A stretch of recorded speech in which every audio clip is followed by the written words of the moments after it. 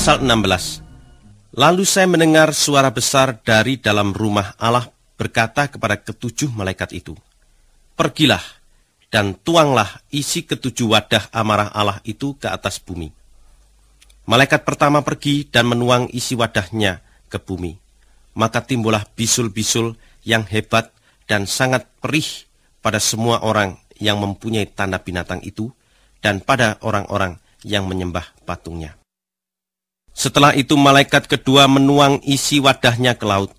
Maka air laut pun menjadi seperti darah orang mati, dan matilah segala makhluk yang hidup di dalam laut. Kemudian malaikat yang ketiga menuang isi wadahnya ke sungai-sungai dan ke mata-mata air. Maka semua airnya menjadi darah.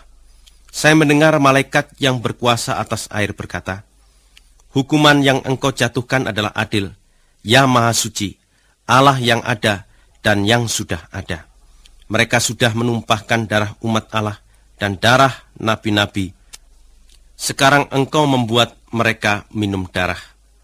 Memang wajarlah itu untuk mereka." Lalu saya mendengar suara dari mezbah berkata, "Tuhan Allah Maha Kuasa, benar dan adillah hukuman-hukuman yang engkau jatuhkan." Setelah itu malaikat keempat menuang isi wadahnya ke matahari.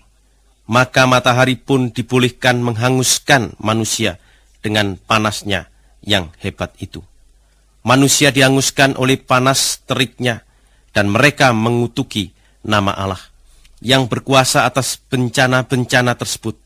Meskipun begitu, mereka tidak mau bertobat dari dosa-dosa mereka dan tidak mau memuji kebesaran Allah. Lalu malaikat kelima menuang isi wadahnya ke tahta binatang itu. Maka seluruh kerajaan binatang itu menjadi gelap, dan manusia menggigit lidah karena kesakitan. Lalu mereka mengutuki Allah di surga karena mereka kesakitan dan karena bisul-bisul mereka. Tetapi mereka tidak juga bertobat dari perbuatan-perbuatan mereka yang jahat. Setelah itu malaikat keenam menuang isi wadahnya ke sungai Efrat yang besar itu. Maka sungai itu kering sehingga raja-raja dari timur dapat berjalan melaluinya. Lalu saya melihat 3 roh jahat yang rupanya seperti katak. Masing-masing katak itu keluar dari mulut naga, dari mulut binatang, dan dari mulut nabi palsu.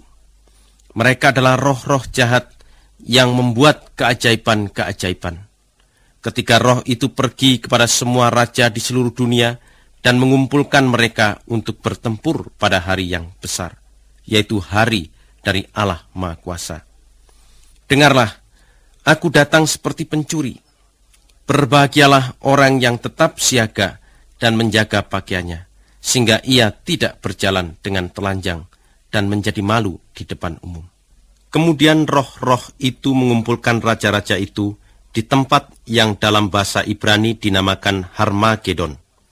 Setelah itu malaikat ketujuh menuang isi wadahnya ke udara.